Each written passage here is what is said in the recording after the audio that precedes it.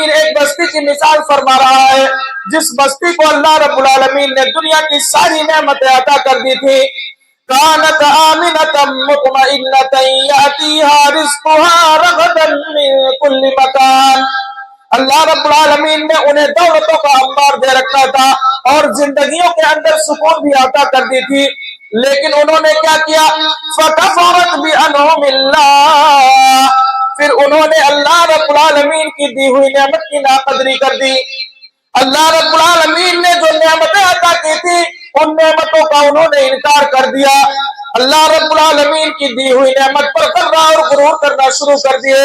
اللہ رب العالمین کی دی ہوئی نعمت کو پانے کے بعد متکبرانہ انداز میں دنیا کے سامنے اپنے چال کو دکھاتے ہوئے غریبوں کو انسان سمجھنا تصور نہیں کیا.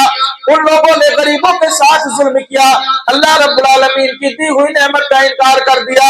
اللہ رب العالمین آگے فرماتے ہیں فَأَذَاقَهَا اللَّهُ لِبَاسَ الْجُوعِ وَالْخَوْفِ، پھر اللہ رب العالمین نے انہی لوگوں کو خوف کا لبادہ پہنا دیا، بھوک کا لبادہ پہنا دیا. وہ لوگ جو کل تک اوج ثریا پر مقیم تھے، وہ لوگ جو کل تک آسمانوں کی بلندیاں چھو رہے تھے، وہ لوگ جو کل تک اپنے دولتوں پر بڑا غرہ اور غرور کر رہے تھے، اللہ رب العالمین نے انہی لوگوں کے ساتھ یہ معاملہ کر دیا کہ ایک ایک لقمہ کھانے کے لیے وہ لوگ ترس رہے تھے. رحمت اللہ وبرکاتہ.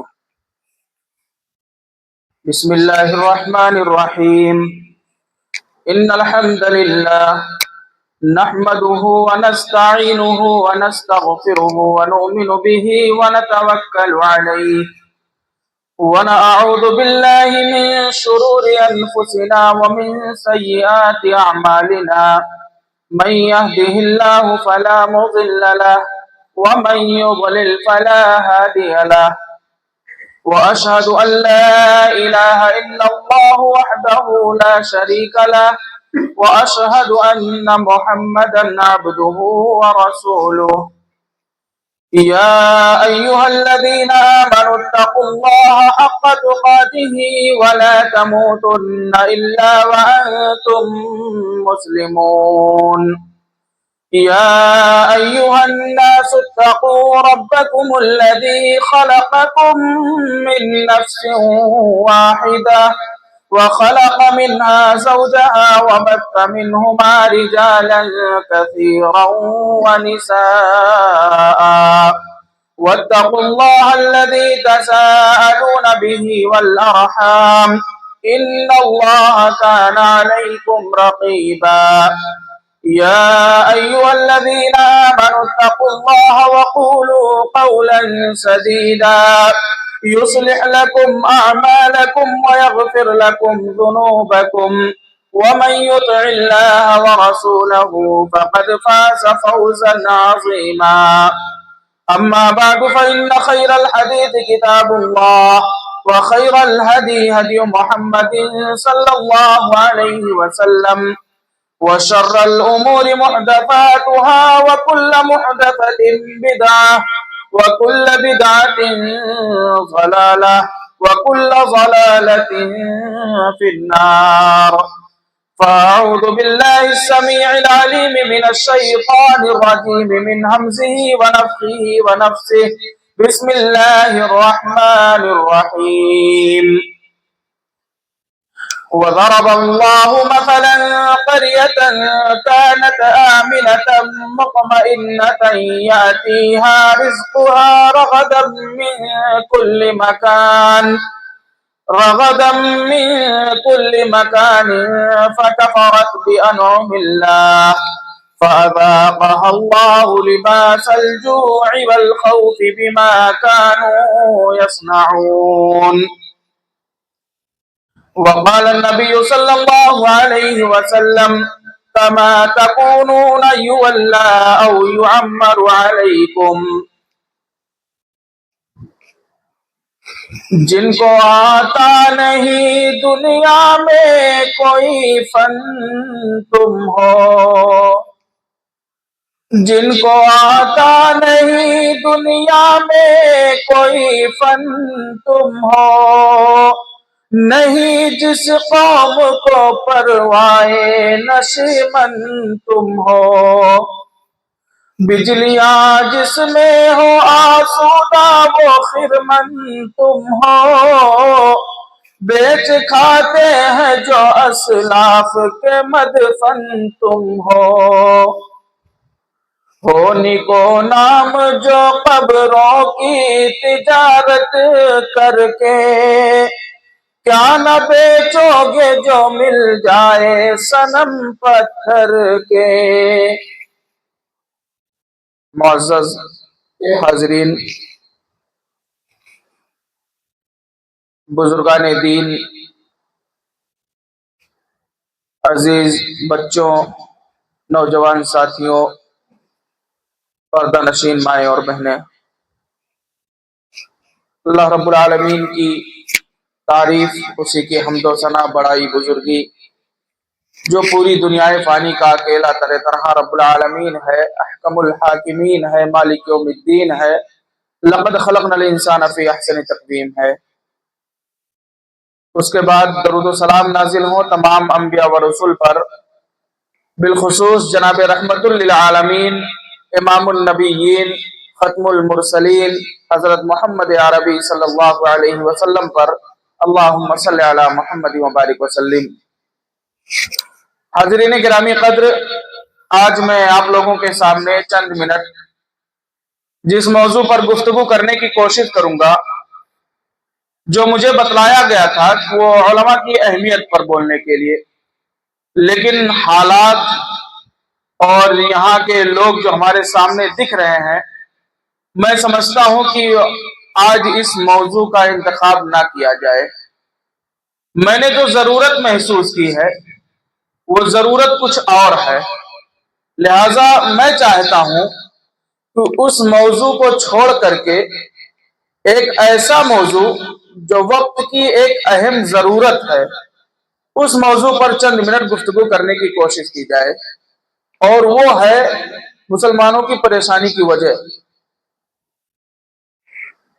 اس وقت ہم اور آپ بخوبی جانتے ہیں کہ کس طریقے سے ہماری زندگیاں گزر رہی ہیں۔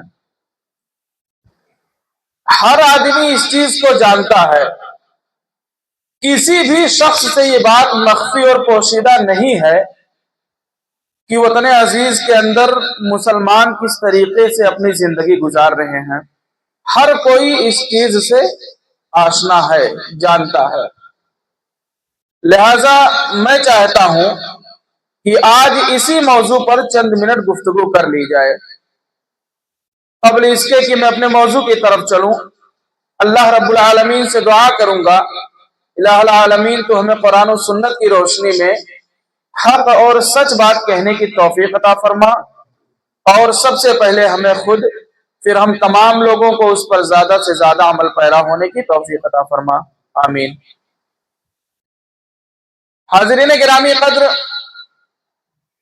آپ لوگوں کے سامنے تمہیدی طور پر ایک بات رکھتا چلوں کہ کسی بھی قوم کی کامیابی، کسی شخص کی کامیابی یوں ہی کامیابی کے دہانے تک اسے نہیں پہنچائی ہے، بلکہ اس کے پیچھے کی محنت چھپی ہوئی ہوتی ہے۔ کوئی شخص اگر یہ کہے کہ ہم بغیر محنت کے کامیاب ہو گئے ہیں، یا آپ بھی بغیر محنت کے کامیاب ہو جائیں گے، تو بہت بڑی جھوٹ ہے یہ۔ کامیابی کے لیے محنت کا ہونا شرط ہے۔ ہم چاہتے ہیں کہ ہمارے جسموں کا پسینہ بھی نہ نکلے اور کامیابی ہاتھ لگ جائے، یہ ناممکن چیز ہے، کامیابی نہیں ملنے والی ہے۔ لہذا کسی بھی شخص کی کامیابی کے لیے، یا کسی قوم کی کامیابی کے لیے، یا کسی بھی مکاتب فکر کی کامیابی کے لیے محنت کا ہونا شرط ہے۔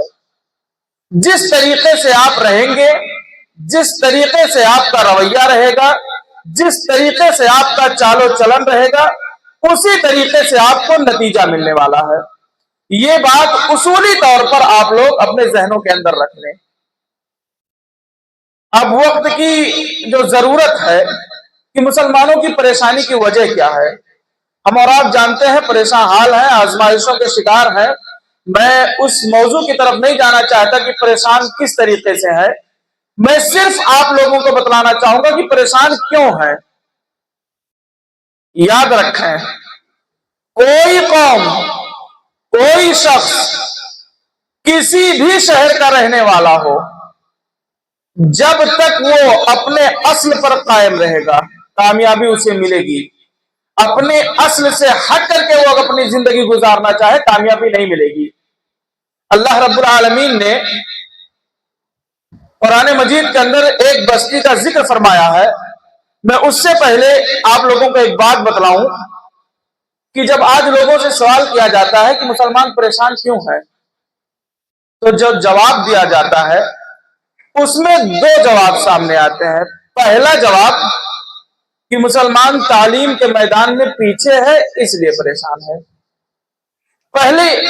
پہلی صورت میں جو پہلا جواب دیا جاتا ہے یہی جواب دیا جاتا ہے کہ مسلمان تعلیم کے میدان میں پیچھے ہے اس لیے پریشان ہے۔ لیکن میں آپ کو بتلاؤں، تاریخ کا ایک ادنا طالب علم، ہسٹری کے بارے میں معمولی نالج رکھنے والا شخص، جس سے یہ بات کہی جائے کہ مسلمان تعلیم کے میدان میں پیچھے اس لیے پریشان حال ہے، ماننے کے لیے تیار نہیں ہے۔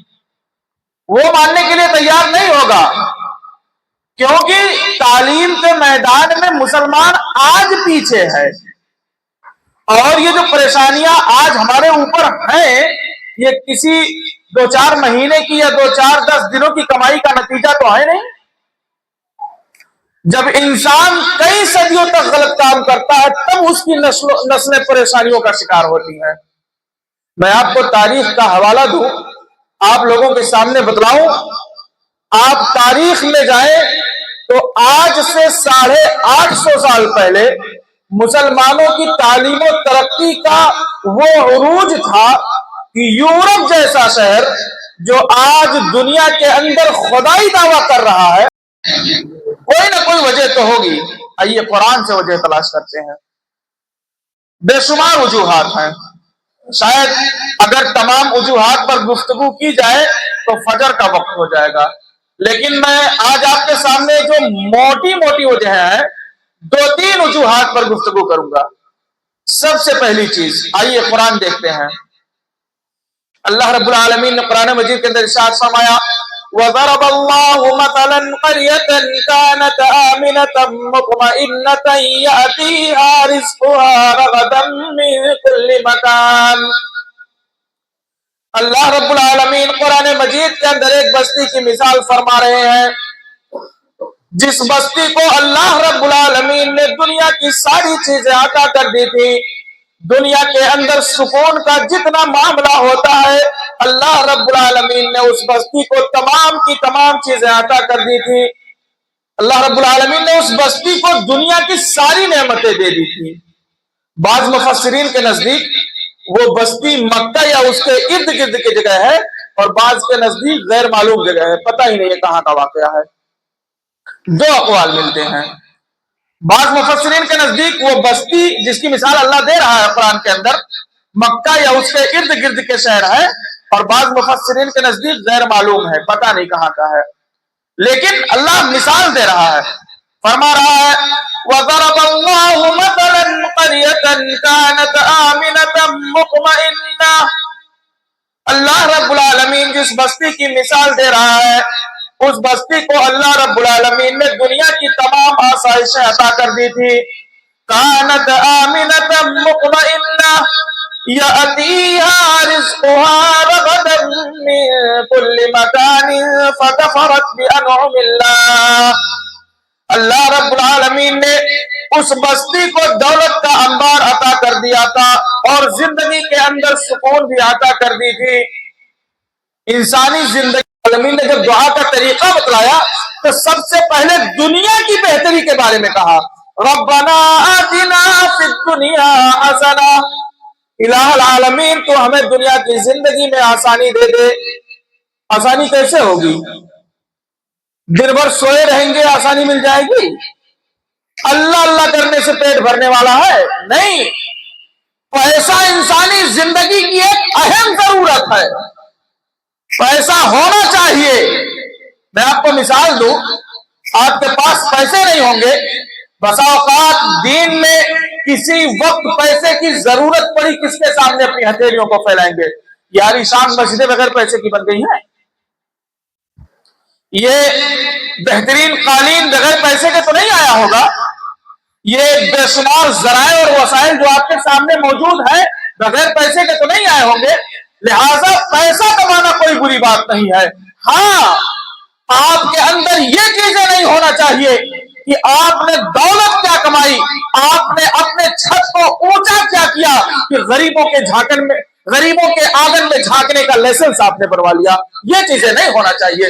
آپ نے دولت کیا حاصل کر لی کہ انسانوں کو انسان سمجھنا تصور نہیں کر رہے ہیں، یہ چیزیں نہیں ہونا چاہیے۔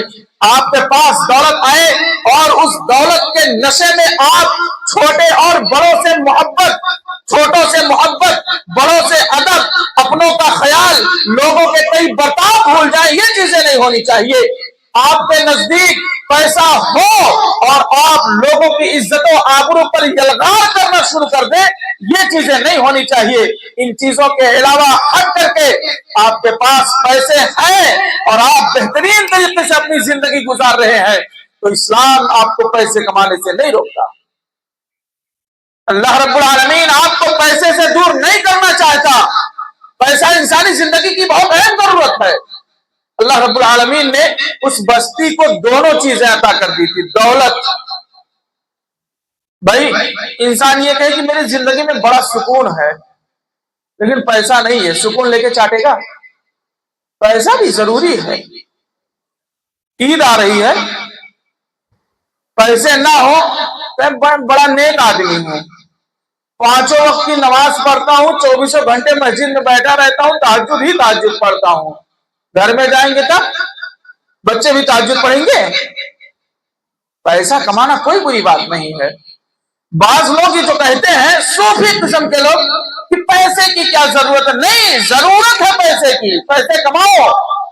اللہ رب العالمین کے نزدیک طاقتور مسلمان زیادہ محبوب ہے، اللہ مسلمان محبوب نہیں ہے۔ آپ کے پاس پیسے نہیں ہوں گے، دین کو پیسے کی ضرورت پڑے گی، کہاں اکیلے اپنا پھیلائیں گے؟ لہٰذا اللہ رب العالمین نے اس بستی کو دولت کا انبار دے رکھا تھا، اور دوسری چیز ان کی زندگیوں کے اندر سکون بھی تھا۔ پیسہ ہو سکون نہ ہو تب بھی زندگی بیکار ہے۔ پیسہ اتنا ہو کہ تکیہ لگا کر کے سوئیں، بستر بچھا کر کے پیسے پر سوئیں، لیکن یہ خوف لگا ہو کہ جیسے باہر نکلوں گا ٹپا دیا جاؤں گا، جیسے ہی باہر نکلوں گا مار دیا جاؤں گا۔ کوئی فائدہ ایسے پیسے کا؟ کوئی فائدہ نہیں ہے۔ لہذا انسانی زندگی میں آسانی کے لیے دونوں چیزوں کا ہونا بڑا ضروری ہے، پیسہ بھی سکون بھی۔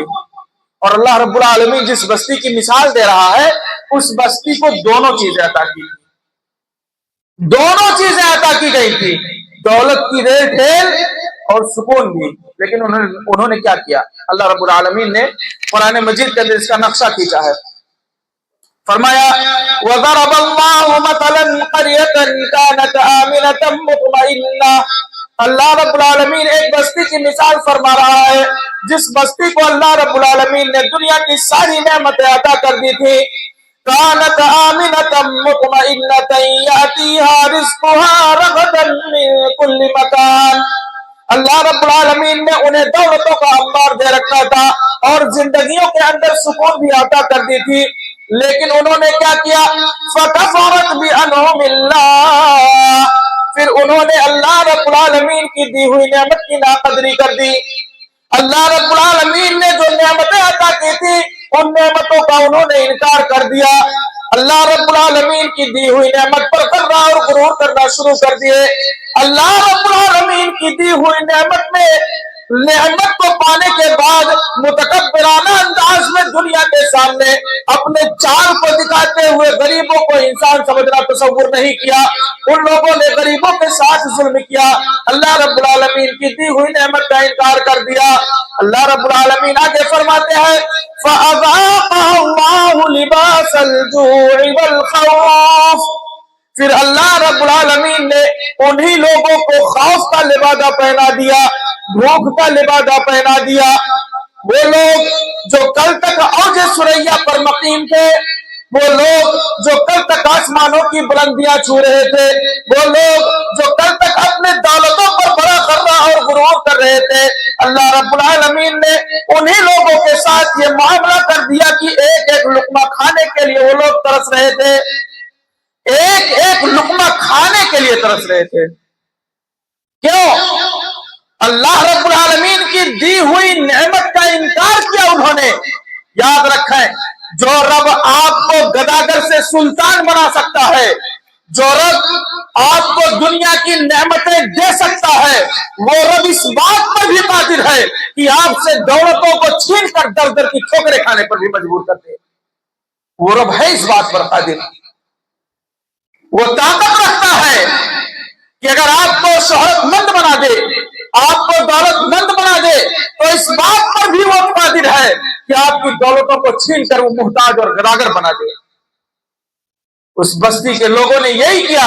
پھر اللہ رب العالمین نے وہ لوگ جو کل تک اپنی دولتوں کے گمان میں تھے، کھانے کے ایک لقمے کو ترس رہے تھے، اللہ رب العالمین نے بھوک کا لبادہ پہنا دیا۔ بھوک کا لبادہ آپ سمجھتے ہیں؟ بھوک کا لبادہ اگر سمجھنا ہے تو رمضان کا مہینہ بڑی آسانی سے سمجھا جا سکتا ہے۔ ابھی تو فروری مارچ کا مہینہ ہے، سردی کم و بیش ہے ہی، بہت تیز گرمی نہیں ہوئی ہے۔ مئی جون کے مہینے میں جو لوگ روزہ رکھے ہوں گے اور جن کو یاد ہوگا 6:30 بجے دن ڈوبتا ہے، اور میں کہوں 6:30 تو بڑی احتیاط سے کرو، حافظ صاحب 7 بجے تک جاتا ہے، 7 بجے دن ڈوبتا ہے اور صبح 3 بجے اذان، 14 گھنٹے کا روزہ۔ اور جب 5 بجے کے بعد انسان کی جو بھوک و پیاس کی حالت ہوتی ہے، پھر اندازہ لگائیے بھوک کا لبادہ کسے کہتے ہیں۔ یہی ہے بھوک کا لبادہ۔ اگر آپ کو اندازہ لگانا ہے کہ بھوک کا لبادہ کیسا ہوتا ہے، تو آپ رمضان کے مہینے میں یاد کریں، مئی جون کا مہینہ ہو، بڑی کڑی دھوپ، شدید گرمی، اور اس کے بعد آپ روزے سے ہوں، اور 4-5 بجے کے وقت بھوک و پیاس کی جو شدت ہوتی ہے، وہی بھوک کا لبادہ ہے۔ اور یہ تو ایک دن، کئی دنوں کا فاقہ اللہ رب العالمین نے ان کو کرا دیا تھا۔ وہ لوگ جن کے پاس دولتوں کا انبار لگا ہوا تھا، وہی لوگ ایک ایک لقمہ کھانے کو ترس رہے تھے۔ اللہ رب العالمین نے بھوک کا لبادہ پہنا دیا اور خوف کا لبادہ پہنا دیا۔ جن کی زندگیوں کے اندر بے شمار سکون تھا، وہی لوگ ڈر ڈر کر جی رہے تھے۔ کیوں؟ اللہ رب العالمین کی دی ہوئی نعمت کا انکار کیا تھا۔ یاد رکھیں، اللہ رب العالمین کی یہ سنت ہوتی ہے کہ جب بھی کوئی شخص اللہ رب العالمین کی دی ہوئی نعمت کا انکار کرے گا، اللہ رب العالمین کے بتائے ہوئے اصولوں سے ہٹ کر کے اپنی منمانی کی زندگی گزارے گا، پھر اللہ کی یہ سنت ہو جاتی ہے کہ اللہ اسے برباد کر دیتا ہے۔ یہ میں آپ کے سامنے میں بات جو رکھ رہا ہوں، پریشانیوں کی وجہ میں ایک بات یہ بھی ہے۔ اب میں آپ کو بتلاؤں، مسلمانوں کی پریشانی کے وجوہات میں سب سے پہلی وجہ، وقت بڑی تیزی سے نکل رہا ہے، میں بڑے شارٹ کٹ میں بتلاؤں گا انشاءاللہ۔ پہلی وجہ توحید میں شرک کی ملاوٹ۔ مجھے ایک شعر یاد آتا ہے کہ زباں سے گر گیا توحید کا دعویٰ تو کیا حاصل، زباں سے گر گیا توحید کا دعویٰ تو کیا حاصل، بنایا ہے زمین پر بت پداروں کو خدا تم نے۔ یہ دنیا کے اندر جو لوگ اپنے گھر سے اٹھ کر کے قبر تک نہ جا سکے، قبر میں جانے کے بعد اتنی طاقت کہاں سے آ گئی کہ وہ ہماری مدد کرنے لگے، یہ نظریہ ہمارا کہاں سے آ گیا؟ سب سے پہلی چیز توحید میں شرک کی ملاوٹ۔ یاد رکھیں، اللہ رب العالمین نے قرآن مجید کے اندر ارشاد فرمایا، وَإِذْ قَالَ لُقْمَانُ لِابْنِهِ وَهُوَ يَعِظُهُ يَا بُنَيَّ لَا تُشْرِكْ بِاللَّهِ۔ لقمان، حضرت لقمان ایک حکیم ہے۔ حکیم وہ والے حکیم نہیں جو ڈاکٹر صاحب ہوتے ہیں، ڈاکٹر صاحب کو بھی حکیم ہمارے آج کل کہتے ہیں، وہ حکیم نہیں۔ حکیم اس شخص کو کہتے ہیں جو بڑا دور اندیش ہو، بڑا حکمت والا ہو، جسے بڑی دور تک کی سوچ ہو، بڑی دور تک جس کی نظر ہے اسے حکیم کہتے ہیں۔ حضرت لقمان بھی ایک حکیم ہیں، اللہ رب العالمین نے ان کا ذکر قرآن کے اندر کیا۔ اللہ رب العالمین نے فرمایا وَإِذْ قَالَ لُقْمَانُ لِابْنِهِ وَهُوَ يَعِظُهُ يَا بُنَيَّ لَا تُشْرِكْ بِاللَّهِ، اپنے بیٹے کو نصیحت کرتے ہوئے کہتے ہیں اے میرے لخت جگر، اے میرے نور نظر، یاد رکھنا تم اللہ رب العالمین کی عبادت میں کبھی کسی کو شریک اور شامل نہ کرنا۔ انسانی زندگی کا سب سے پہلا درس ہونا چاہیے۔ مسلمانوں کے گھر میں بچوں کے کان میں آواز جو جائے تو سب سے پہلی آواز ہونی چاہیے میرے بیٹے دنیا کی ساری طاقتیں ایک طرف ہو جائے، رب کی ربوبیت میں کسی کو شامل نہ کرنا، اللہ رب العالمین کی وحدانیت میں کبھی کسی کو شامل نہ کرنا، رب کی عبادت میں کسی کو شامل نہ کرنا، رب کی ریاضت میں کسی کو شامل نہ کرنا، یہ پہلا درس ہونا چاہیے۔ حضرت لقمان نے اپنے بیٹے کو کہا یا بنی لا تشرک باللہ، اے میرے لخت جگر تم اللہ رب العالمین کی عبادت میں رب کے ساتھ کسی کو شریک اور ساجھی نہ بنانا، ان الشرک لظلم عظیم، کیونکہ شرک بہت بڑا ظلم ہے، بہت بڑا گناہ ہے۔ حضرت لقمان نے اپنے بیٹے کو نصیحت کی ہے۔ اللہ رب العالمین نے دوسری جگہ قرآن مجید کے اندر ارشاد فرمایا ان اللہ لا یغفر ان یشرک بہ ویغفر ما دون ذلک لمن یشاء۔ بے شمار آیتیں موجود ہیں، میں ساری آیتوں کو آپ کے سامنے بیان نہیں کر سکتا۔ توحید کے تعلق سے قرآن مجید کے اندر بے شمار آیتیں بھری پڑی ہیں، اور یاد رکھیں مسلمانوں کی پریشانی کی واحد سب سے پہلی وجہ یہ ہے کہ مسلمانوں نے توحید میں شرک جیسی آمیزش کو ملا کر کے رکھا ہے۔ میں آپ کو ایک مثال دوں، دنیا کی مثال دیتا چلوں، ہماری ماں ہو، ہماری بہن، ہماری بیٹی، ہمارے گھر کی تمام عورتیں جس کی تمام جائز خواہشات ہم پوری کر رہے ہوں، ہم کپڑے کا انتظام کریں، کھانے کا بھی انتظام کریں، انسان اپنی استطاعت کے مطابق ہر آسانی اپنے بچوں کے سامنے پیش کرے، لیکن انسانی زندگی کا یہ ایک عجیب فلسفہ ہے کہ انسانی زندگی میں اتار چڑھاؤ آتا رہتا ہے، ہمیشہ زندگی میں ہر وقت برابر نہیں ہوتا ہے، وقت کا پہیہ چلتا رہتا ہے۔ آپ کے پاس آج لاکھوں کروڑوں ہیں، کل آپ یہ نہیں کہہ سکتے کہ ہماری جیب میں 100 روپیہ بھی ہوگا۔ یہ انسانی زندگی ہے، ہر کسی کی زندگی میں یہ چیزیں آنی ہیں۔ بسا اوقات ایسا ہوتا ہے کہ باپ اپنے بچوں کے لیے تمام چیزیں لاتا ہو، لیکن ایک وقت ایسا آ جاتا ہے کہ وہ اپنے بچوں کو ایک معمولی چیز بھی نہ دلا سکتا ہو۔ اس کا مطلب تو یہ نہیں ہونا چاہیے کہ ہماری بیوی، ہماری بیٹی، ہماری ماں جس کی تمام ضرورتیں ہم پوری کریں اور زندگی میں کبھی کسی موقع پر ہم کچھ ضرورتیں نہ پوری کر سکیں تو وہ ہماری ماں اور بیٹی کسی اور کے ساتھ جا کر کے اپنی ضرورتوں کو پوری کروانے لگے، ایک انسان یہ برداشت کرے گا؟ ایک غیرت مند انسان یہ برداشت کرنے کے لیے تیار نہیں ہے کہ اس کی گھر کی عورتیں اپنی ضرورت کسی اور سے جا کر کے پوری کرائے۔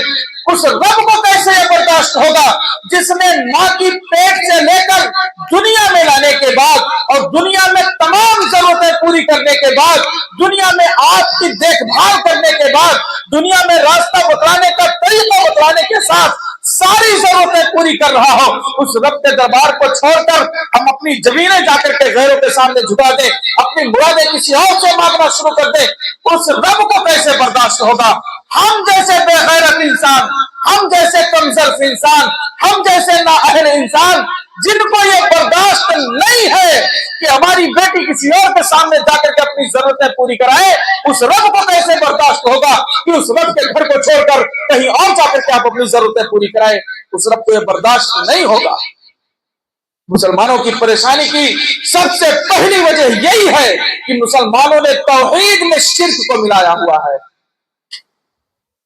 کہیں وسیلے کے نام پر، کہیں بیچ میں قربت کے نام پر، کس طریقے سے لوگوں نے شرک کو اپنے گھروں کے اندر پال کے رکھا ہوا ہے۔ میرے بھائیوں، میں شرک کی تفصیل میں نہیں جانا چاہتا، میں सरसरी तौर पर बतलाता चलूं कि मुसलमानों की परेशानी की जो पहली वजह है तौहीद में शिर्क की मिलावट, दूसरी वजह कुरान से दूरी। कुरान से दूरी, कुरान से दूरी के ताल्लुक से अल्लाह के रसूल सल्लल्लाहु अलैहि वसल्लम, गालिबन हदीस है या कुरान, मेरा हाफिज़ा अगर गलती नहीं कर रहा है तो हदीस है, अल्लाह के रसूल सल्लल्लाहु अलैहि वसल्लम ने फरमाया, इन्नल्लाह यरफ़उ बिहाज़ल किताबि अक़वामन व यज़उ बिही आख़रीन। अल्लाह के रसूल सल्लल्लाहु अलैहि वसल्लम ने फरमाया कि अल्लाह रब्बुल आलमीन बाज़ कौमों को इसी कुरान के जरिए बुलंदी अता करता है और बाज़ लोगों को इसी कुरान के जरिए पस्ती में डाल देता है। कुरान कहां से नाजिल हुआ? कुरान आसमान से आया है। अल्लाह रब्बुल आलमीन ने कुरान मजीद के अंदर इरशाद फरमाया, उन्ज़िला फ़ीहिल कुरान। अल्लाह रब्बुल आलमीन ने इस कुरान को नाजिल किया हुदल लिन्नास, जो पूरी दुनिया इंसानियत के लिए हिदायत है। ये कुरान कहां से आया है? अल्लाह रब्बुल आलमीन की तरफ से आया है। हमारे सामने कुरान मौजूद है। कितने ऐसे लोग हमारे समाज के अंदर मिलेंगे जो एक रमजान से दूसरे रमजान के बीच कुरान को हाथ भी नहीं लगाते हैं। ये कुरान इसीलिए आया है, ये कुरान जंतर मंतर की किताब है। और बाज़ लोग हाथ भी लगाते हैं तो इस तरीके से कुरान पढ़ते हैं कि सिर्फ यालमून और तालमून पढ़ता चलता है। नहीं, कुरान ये जंतर मंतर की किताब नहीं है। कुरान तदब्बुर के लिए आया है, गौर व फिक्र के लिए आया है। कुरान लोगों को बुलंदी की तरफ ले जाने के लिए आया है। आज कुरान से दूरी के नतीजे में मुसलमानों की परेशानी है। मैं आपको एक मिसाल दूं। मिसालें इसलिए दी जाती हैं ताकि बात आसानी के साथ समझ में आ जाए। मैं आपको मिसाल दूं, मेरे जेब में एक दस्ती है, ये ले लेता हूं। कुरान के ताल्लुक से आया है कि कुरान का एक टुकड़ा अल्लाह रब्बुल आलमीन के हाथ में है और एक बंदे के हाथ में है, बीच में ये कुरान है। जब तक इंसान उस कुरान से जुड़ा रहेगा, अल्लाह और बंदे के दरमियान रिश्ता कायम रहेगा। जैसे ही आपने कुरान से अपना रिश्ता तोड़ा, मैं इस मामूली हकीर दस्ती को ये मिसाल नहीं दे सकता कि ये कुरान हो सकता है। मैं मिसाल के तौर पे ये बतला रहा हूं, वरना इस दस्ती की कोई हैसियत नहीं है कुरान के सामने। मैं समझाने के लिए ये बातें कह रहा हूं कि जब तक एक टुकड़ा अल्लाह के हाथ में, दूसरा बंदे के हाथ में, बीच में जब तक ये कुरान अल्लाह और बंदे के दरमियान रिश्ता कायम रखेगा, दुनिया की कोई ताकत उसे परेशान कर ही नहीं सकती है। मैं आपको मिसाल दूं, सर्दियों के मौसम में आदमी जब पानी गर्म करता है, आज तो तरक्की याफ्ता दौर है, डिजिटल दौर है, गीजर वगैरह हर घर में मिल जाता है। पहले के दौर में गीजर उजर नहीं होता था, तो आदमी एक लोहे का टुकड़ा लेता था, उसमें तार जोड़ देता था और उसके बाद सॉकेट को प्लग में डाल देता था, बटन चालू कर देता था, उसी लोहे से पानी गर्म हो जाता था। उस दौर में जब गीजर वगैरह का बहुत ज्यादा रिवाज नहीं था या बहुत ज्यादा तरक्की याफ्ता लोग नहीं थे, तब इसी तरीके से पानी को गर्म किया जाता था। वो लोहे का टुकड़ा उसमें डाल देते थे और बटन चालू कर देते थे, पानी गर्म हो जाता था। आप तसव्वुर करें, जब तक वो लोहा और तार अपनी असल से जुड़ा हुआ हो, यानी लाइट से जुड़ा हुआ हो, मामूली इंसान तो दूर की बात, मजबूत से मजबूत हाथी भी उसे छूने से कतराएगा। मजबूत से मजबूत हाथी भी उसे छूने से कतराएगा। क्यों? क्योंकि वो तार अभी अपनी असल से जुड़ा हुआ है, लाइट से उसका रिश्ता भी बरकरार है और किसी की मां ने उतना दूध नहीं पिलाया है कि जब तक वो लाइट और तार अपनी असल से जुड़ा हुआ हो, वो जाकर के उस लोहे को अपने हाथ में उठा के दिखा दे। है किसी में ताकत? नहीं छू सकता है। और जब उस लाइट से उस तार को अलग कर दिया जाए, तब एक मामूली लड़का इसे लेके खेल सकता है, ऐसे उठा के नचा सकता है, कोई हैसियत नहीं। क्यों? अपनी असल से हटा हुआ है ना, लाइट से अलहदा है। अब मामूली आदमी भी उसे खेल सकता है। यही तरीका है। आज हम अपनी असल से हटे हुए हैं, अल्लाह रब्बुल आलमीन से हमारा रिश्ता मजबूत नहीं है, जिसके नतीजे में वो लोग कल तक जिन्हें मुर्गी काटने में दहशत महसूस होती थी, आज उनकी जबानों पर यह नारा है कि इंसानों को वो कत्ल करेंगे। کیوں؟ اس لیے کہ آج ہمارا رشتہ اللہ رب العالمین سے جڑا نہیں ہے، نتیجے میں معمولی سے معمولی انسان آ کر کے ہم سے کھیل کر کے چلا جاتا ہے، کھیل کر کے نکل جاتا ہے، کیونکہ اللہ سے ہمارا رشتہ مضبوط نہیں ہے۔ میں نے آپ کے سامنے جو بیان کی بات ہے، مسلمانوں کی پریشانی کی وجوہات میں پہلی وجہ توحید میں شرک کی ملاوٹ، دوسری وجہ قرآن سے دوری، تیسری وجہ سنت سے دوری۔ سنت سے دوری کے تعلق سے اللہ رب العالمین نے قرآن مجید کے اندر ارشاد فرمایا، قل ان کنتم تحبون اللہ فاتبعونی یحببکم اللہ ویغفر لکم ذنوبکم واللہ غفور رحیم۔ اللہ رب العالمین اپنے نبی سے خطاب کرتے ہوئے کہتے ہیں، قل اے نبی لوگوں کو آپ بتلا دیجئے، ان کنتم تحبون اللہ، اگر آپ اللہ رب العالمین سے محبت کرتے ہیں، اللہ رب العالمین سے اگر آپ کو پیار ہے، تحبون اللہ فاتبعونی، تو میری اتباع ضروری ہے، لازم ہے۔ اللہ رب العالمین سے اگر آپ محبت کرتے ہیں تو نبی کی اتباع ضروری ہے، بغیر نبی کے اتباع کے کامیابی نہیں ملنے والی ہے۔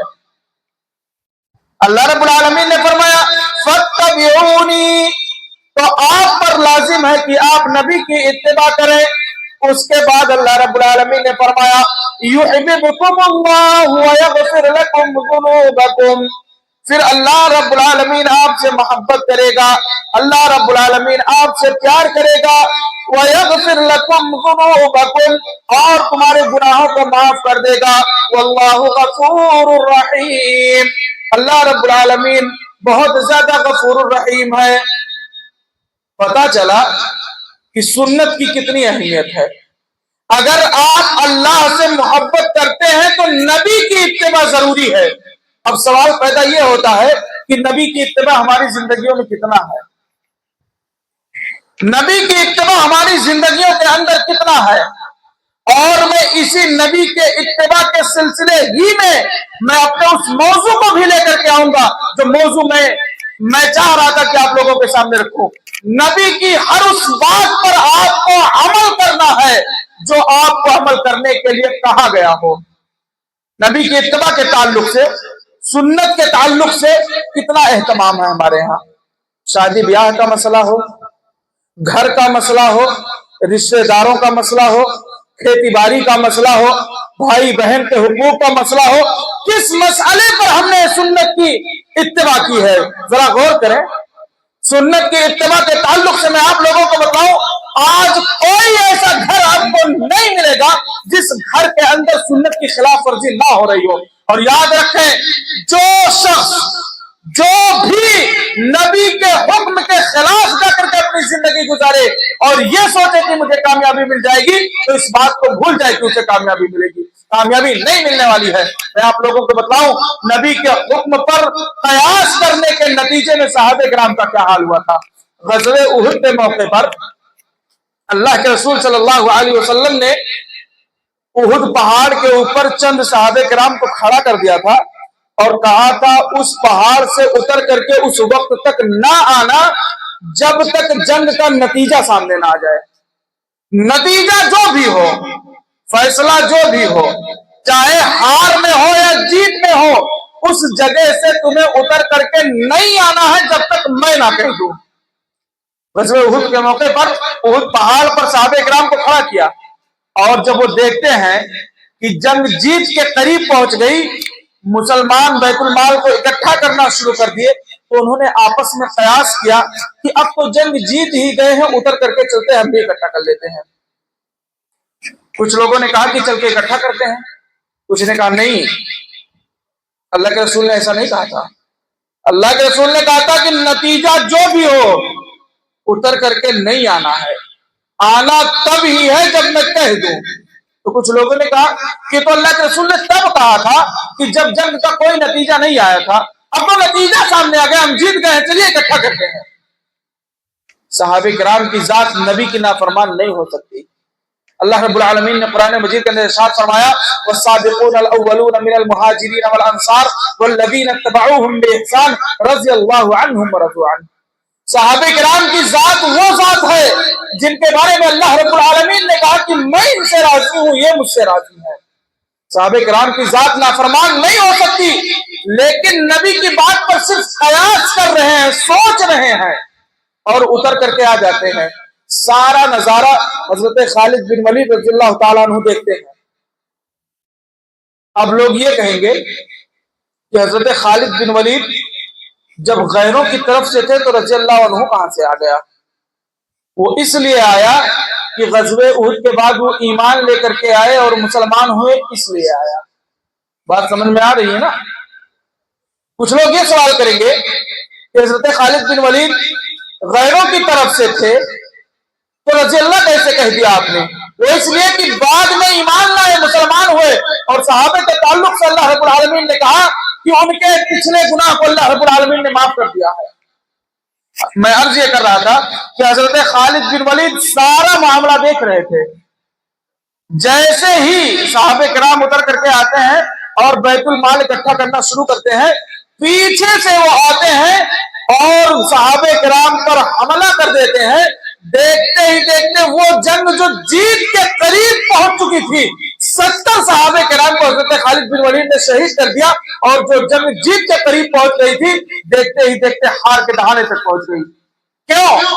نبی کے حکم پر قیاس کرنے کے نتیجے میں اللہ رب العالمین نے ان برگزیدہ ہستیوں کو بھی نہیں چھوڑا، ان لوگوں کو بھی نہیں چھوڑا جنہوں نے دین کے راستے میں اپنے جانوں کا نذرانہ پیش کیا، جنہوں نے دین کے راستے میں اپنی دولتوں کو قربان کر دیا، جنہوں نے دین کی خاطر اپنے گھروں کو چھوڑ دیا، جنہوں نے دین کی خاطر اپنی بیویوں کو چھوڑا، اپنے بچوں کو چھوڑا، اپنے گھروں سے بے دخل کیا گئے، اپنے باپ اور ماں سے علیحدہ کیا گیا، ایمان لانے کے جرم میں دین کی خاطر جن لوگوں نے اپنے خون کا ایک ایک قطرہ دین کی حمایت میں پیش کیا ہو، اللہ رب العالمین نے نبی کے حکم کی قیاس کی صورت میں ان برگزیدہ ہستیوں کو بھی معاف نہیں کیا۔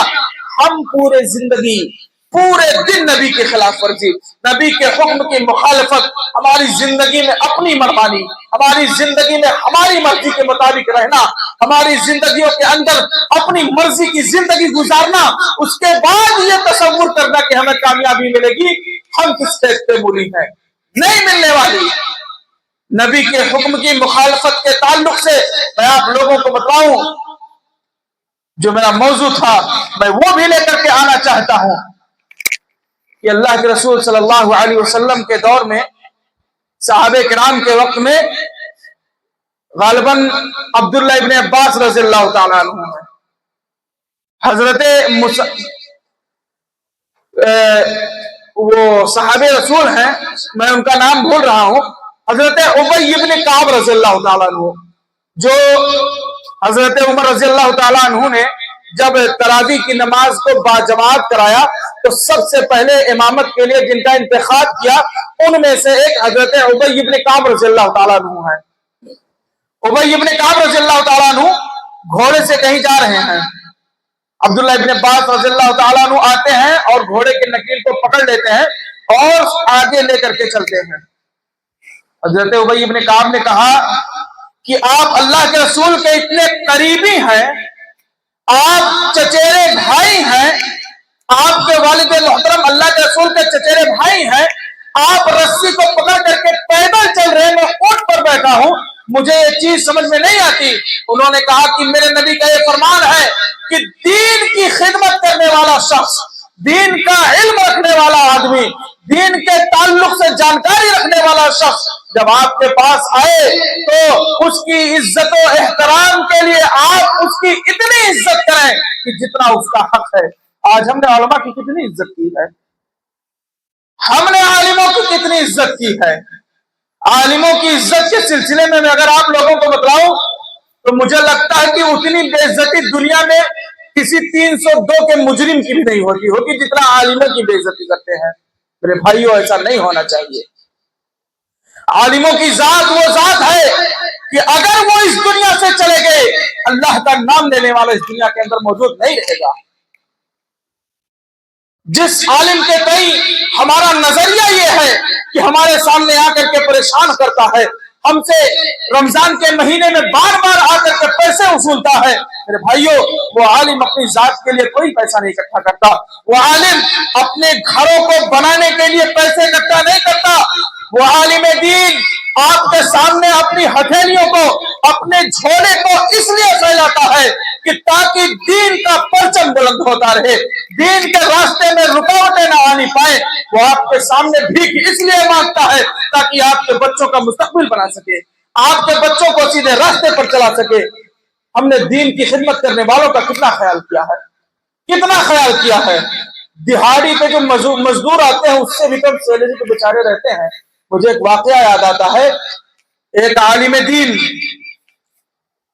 غالباً ڈاکٹر عبدالغفار سلفی صاحب نے یہ واقعہ بیان کیا ہے کہ ایک بار عصر کے وقت ایک عالم ہوتے ہیں اور نماز کے بعد کھڑے ہوتے ہیں اور کہتے ہیں کہ میں فلاں آدمی عالم ہوں، پوری زندگی میں نے دین کی خدمت کی ہے، میرے گھر میں جوان بچیاں ہیں اور میرے پاس اتنے وسائل نہیں ہیں کہ میں اپنے بچوں کا نکاح کر سکوں، موجودہ دور میں فتنے کی نوعیت کو دیکھتے ہوئے میری حالت ایسی نہیں ہے کہ میں اپنی بچیوں کی ہتھیلیوں میں مہندی لگا سکوں، میری بچیاں شادی شدہ ہو جائیں، میری حیثیت نہیں ہے، میں آپ لوگوں کے سامنے آج چندہ مانگ رہا ہوں۔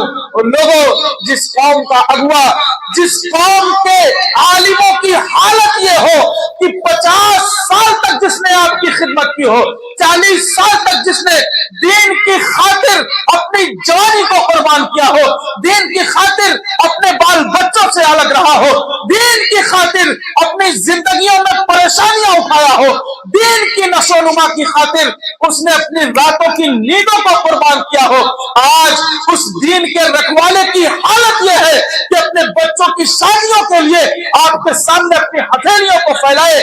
مسلمانوں کے ایک مضبوط طبقے کو ڈوب کر مر جانے والی بات ہے کہ آپ کے گھر، آپ کے مدرسے کی حفاظت کرنے والا، دین کے راستے میں قربانی دینے والا عالم آپ کے سامنے اپنی بچوں کی شادی کے لیے بھیک مانگنے پر مجبور ہو۔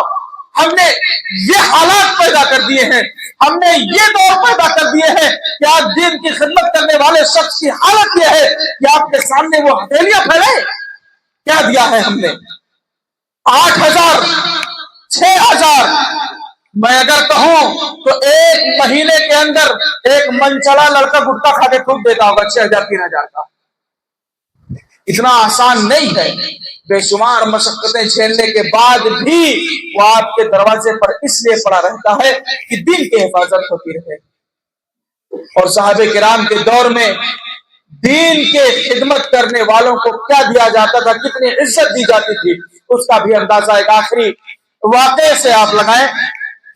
وہ واقعہ یہ ہے کہ حضرت ابی بن کعب اور تمیم داری رضی اللہ تعالیٰ عنہ، حضرت عمر نے رضی اللہ تعالیٰ عنہ جسے تراویح با جماعت کے لیے سب سے پہلے جن کا انتخاب کیا یہی دو قاری ہیں۔ میں تھوڑا سا پیچھے ہو کر کے آپ لوگوں کو بتلاؤں تاکہ بات سمجھ میں آ جائے۔ قرآن کی ایک آیت ہے، اللہ رب العالمین نے فرمایا یا ایھا الذین آمنوا کتب علیکم الصیام کما کتب علی الذین من قبلکم لعلکم تتقون۔ اے وہ لوگوں جو ایمان لائے ہو، کتب علیکم الصیام، آپ پر روزوں کو فرض کیا گیا ہے، کما کتب علی الذین من قبلکم، جیسا کہ آپ سے پہلے لوگوں پر فرض کیا گیا تھا۔ اب روزہ فرض کیا گیا ہے تو مقصد کیا ہے؟ دنیا کے اندر کوئی کام بے مقصد نہیں ہے، ہر کام کے پیچھے مقصد ہے۔ یہ روزہ کس لیے ہے؟ روزہ اس لیے ہے، اللہ رب العالمین نے فرمایا لعلکم تتقون، تاکہ تم متقی اور پرہیزگار بن جاؤ، اللہ رب العالمین سے ڈرنے والے ہو جاؤ، اللہ رب العالمین کے ساتھ کسی کو شریک نہ کرو۔ یہ رمضان اس لیے آیا ہے تاکہ آپ متقی اور پرہیزگار بن جائیں۔ اب لعلکم تتقون کی تشریح کے لیے غالباً علامہ ابن کثیر رحمۃ اللہ علیہ نے اپنی کتاب کے اندر لکھا ہے کہ کسی نے کہا کہ یہ تقوی کیا ہے؟ غالباً حضرت عمر رضی اللہ تعالیٰ عنہ جا کر کے ابی بن کعب اور تمیم داری رضی اللہ تعالیٰ عنہ سے کہتے ہیں کہ یہ تقوی کیا ہے، تقوی کی تشریح کریں، آپ تھوڑا سا ڈیفینیشن بتائیں کہ تقوی ہے کیا۔ मैं आप लोगों को बतलाऊं, वो शख्स जाकर के तमीम दारी और उबई इब्न कअब रज़ियल्लाहु ताला अन्हुमा से पूछता है, जो 22 लाख मुरब्बा मील पर हुक्मरानी करने वाला शख्स, जिसे अल्लाह रब्बुल आलमीन ने दुनिया के अंदर जन्नत की जमानत दे दी हो, जिनका नाम अशरे मुबश्शरा में शामिल हो, वो शख्स जाकर के उनसे सवाल करता है कि आप तकवा की तशरीह कर दें, तकवा की डिफिनेशन कर दें, बताएं तकवा क्या है। आज चौधरी साहब इमाम साहब से नहीं पूछने जाएंगे।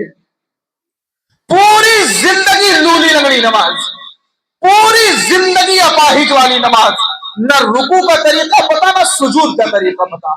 रुकू में सुभान नब्बिल अज़ीम पढ़ते हैं कि सुभान नब्बिल आला, ये भी पता नहीं। पहले सूरह फातिहा पढ़ते हैं कि सूरह इखलास पढ़ते हैं, ये भी मालूम नहीं। लेकिन हम हाफिज जी से पूछने नहीं जाएंगे, इसलिए कि हाफिज जी भी लिखने पड़ा है। हाफिज जी बहुत, जो उनका खानदान है बड़ा आला खानदान नहीं है, मैं बड़ा आला खानदान का उसने हाफिज जी से पूछने नहीं जाऊंगा, हमारी शान में कमी हो जाएगी ना। बेचारी पूरी जिंदगी अपाहिज नमाज पढ़ेंगे, लेकिन शान में कमी ना आने पर नहीं जाएंगे पूछने। वो अपने दौर का हाकिम, वो 22 लाख मुरब्बा मील पर हुक्मरान करने वाला शख्स, हुक्मरानी करने वाला शख्स, वो शख्स जिसके बारे में अल्लाह के रसूल सल्लल्लाहु अलैहि वसल्लम ने कहा था कि उमर जिस रास्ते से निकल जाए शैतान वो रास्ता छोड़ देता है। वो शख्स जाकर के सवाल करते हैं और कहते हैं कि बतलाएं तकवा क्या है। अरे भाइयों, दीन के मामले में वो शख्स ऊंचा है जो दीन का इल्म रखता हो। आपकी दौलत में आपको मुबारक हो, आप अपने घर के अमीर ज़ादे होंगे, आपको विरासत में दुनिया की ताकतें मिली होंगी, लेकिन उलमा का ये मकाम है कि अल्लाह के रसूल सल्लल्लाहु अलैहि वसल्लम ने फरमाया, अल उलमा वरसतुल अंबिया, ये उलमा अंबिया के वारिस है, अंबिया के वारिसीन है आलिम। आज चौधरी साहब के बेटे से बात करने में हमारी जबानें लरजती हैं कि चौधरी साहब के वारिसीन है ये। हमारी जबानें वहां क्यों नहीं लरजती है? हमारी जबानें अंबिया के वारिसों के सामने कैसे तलवारें बन जाती हैं? हमारी जबानें अंबिया के वारिसीन के सामने जब आती है तो कैसे पैसों की तरह काम करना शुरू कर देती है? वो इसलिए कि हमारे दिलों के अंदर उनके मकाम का पता नहीं है, हम उनके मकाम को नहीं जानते हैं, हम उनके मर्तबे को नहीं जानते हैं, हम उनके वकार को नहीं जानते हैं, इसलिए आज उनकी शान में हम गुस्ताखी कर देते हैं। याद रखें, अगर उलमा की नाकदरी की गई, आलिमों के साथ अच्छा बर्ताव न किया गया, तो वो दिन दूर नहीं कि आपको यहाँ जनाजे पढ़ाने वाले नहीं मिलेंगे, आपको जनाजे पढ़ाने वाले नहीं मिलेंगे, दीन का सही रास्ता बतलाने वाले नहीं मिलेंगे। जाहिल लोग फतवा देंगे, जाहिल जिन्हें शरीयत के शीर से भी वाकफियत नहीं होंगी, वो आकर मुसल्ले पे बैठेंगे, मिंबर पे बैठेंगे और अपने बाप दादा की बनाई हुई दीन को फैलाएंगे। भाई, जिसने शरीयत पढ़ा ही ना हो, जिसने दीन पढ़ा ही ना हो, कौन सा दीन बयान करेगा? अपने बाप के ही दीन को बयान करेगा? रसूलुल्लाह के दीन को वो बयान करेगा जो रसूलुल्लाह के दीन को पढ़ा हो। मेरे भाइयों, उलमा की इज्जत करें। ये वाकया मैं आपके सामने इसलिए बतला रहा हूं कि वो अजीम हस्ती जिसे अल्लाह रब्बुल आलमीन ने दुनिया के अंदर जन्नत की जमानत दे दी हो, वो जाकर के सवाल करते हैं कि तकवा की तशरीह क्या है, बतलाएं। हजरत उबई इब्न कअब और तमीम दारी कहते हैं कि तकवा वो है कि जिस तरीके से दुनिया के अंदर एक खारदार झाड़ी हो, खारदार एक कांटेदार झाड़ी, दाएं जानिब भी झाड़ी, बाएं जानिब भी कांटा, आगे पीछे चारों तरफ कांटे ही कांटे हो और बीच में बड़ा महदूद रास्ता हो, बड़ा कम रास्ता हो, उस रास्ते से अपने दामन को बचा करके निकल जाना, आपका दायां भी सलामत रहे, बायां भी सलामत रहे, बचा करके अपने नफ्स को आप निकाल ले जाएं और कामयाबी तक पहुंच जाएं, यही तकवा की डिफिनेशन है, यही तकवा की तशरीह है। आज दुनिया के अंदर नफ्सानी ख्वाहिशात की बेशुमार झाड़ियां आपको मिलेंगी, इसी दुनिया के अंदर आपको वरगलाने की बेशुमार चीजें आपको मिलेंगी, इसी दुनिया के अंदर आपकी इज्जत और आबरू पर यलगार करने वाली बेशुमार चीजें मिलेंगी, इसी दुनिया के अंदर آپ کو ننگا نچانے والی بے شمار چیزیں آپ کو ملیں گی. اسی دنیا کے اندر ایسے روح پرور مناظر بھی آپ کو دکھیں گے جو آپ کے ایمان کو ڈگمگا کر کے رکھ دیں گے. لیکن ایسے پرفتن دور میں، ایسے پرآشوب دور میں آپ کو اس طریقے سے اپنے دامن کو بچا کر کے نکل جانا ہے کہ آپ کا داہنا بھی سلامت رہے، آپ کا بایاں بھی سلامت رہے. یہ تقویٰ کی تصویر ہے. اس طریقے سے آپ کو اس دنیا کے اندر اپنی زندگی گزارنی ہے. میرے بھائیوں، وقت زیادہ بھی ہو رہا ہے اور میں نہیں چاہتا کہ ایک اور وجوہات پر گفتگو کروں، اس لیے میں وقت کی نوعیت کو دیکھتے ہوئے یہی 3-4 وجوہات پر ہی اکتفا کرتا ہوں کہ مسلمانوں کی پریشانی کی وجہ میں پہلی وجہ توحید میں شرک کی ملاوٹ، دوسری وجہ قرآن سے دوری، تیسری وجہ سنت سے دوری، اور سنت سے دوری میں یہ بھی شامل ہے کہ نبی کے حکم کی خلاف ورزی کی جائے، اور نبی کی حکم کی خلاف ورزی میں یہ شامل ہے کہ علماء کی ناقدری کی جائے. یہ وجوہات ہیں جو مسلمانوں کی پریشانیوں کی وجہ ہے. اور اگر چاہتے ہیں کہ اس پریشانی سے نکلا جائے تو جو آپ نے سنا ہے اس کا الٹا کر دیجئے. یہی اس مرض کا علاج ہے. یہی اس مرض کا علاج ہے. آپ چاہتے ہیں کہ پریشانی سے نکلنا ہے تو جو آپ کے سامنے باتیں رکھی گئی، آپ ان باتوں پر عمل کرتے ہوئے سیدھے راستے پر آ جائیں. اپنا رشتہ اللہ رب العالمین سے جوڑیں، قرآن سے جوڑیں، سنت سے جوڑیں، خالص توحید والے بنے. انشاءاللہ کامیابی ملے گی. اللہ رب العالمین ہمیں کہنے سننے سے زیادہ اس پر عمل پیرا ہونے کی توفیق عطا فرمائے. وآخر دعوانا ان الحمدللہ رب العالمین. والسلام علیکم ورحمۃ اللہ وبرکاتہ.